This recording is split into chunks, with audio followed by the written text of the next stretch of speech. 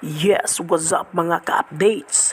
Tumindi ang initan sa social media ang sagutan ni Casimero, Sultan at Ancahas.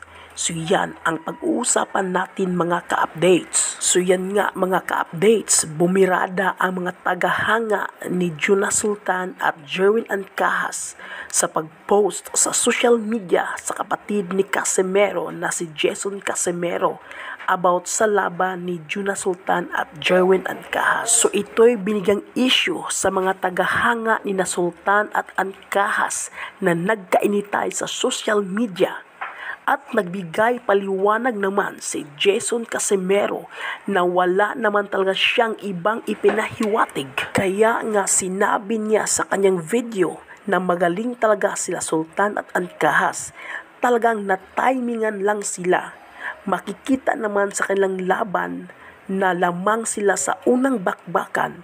Pero ganyan talaga ang boxing na hindi inaasahan na ikaw ay matsimpuhan o matsambahan sa isang knockout. Ayon kay Jason Casimero, yun lang talaga ang pahiwatig ng kanyang post. Masyado lang daw pinalaki at pilit ng iba na awayin ang kani-kanilang team. Sa kabilang dako naman mga ka-updates, may gustong makalaban ng ating pambansang kamao na si Manny Pacquiao. Ito ay si Jake Paul. Matagal na daw itong Team Pacquiao na gusto siyang makalaban ayon kay Jake Paul.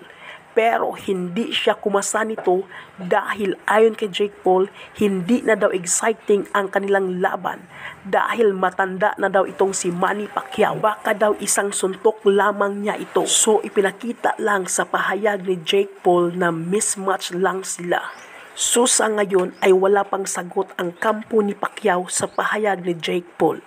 At sana ay mapagbigyan ang hiling ni Pacquiao para magkaalaman na mga ka-updates. So hanggang dito na lang po mga ka-updates. Sana huwag mong kalimutang i-like, comment, and subscribe. Maraming salamat po.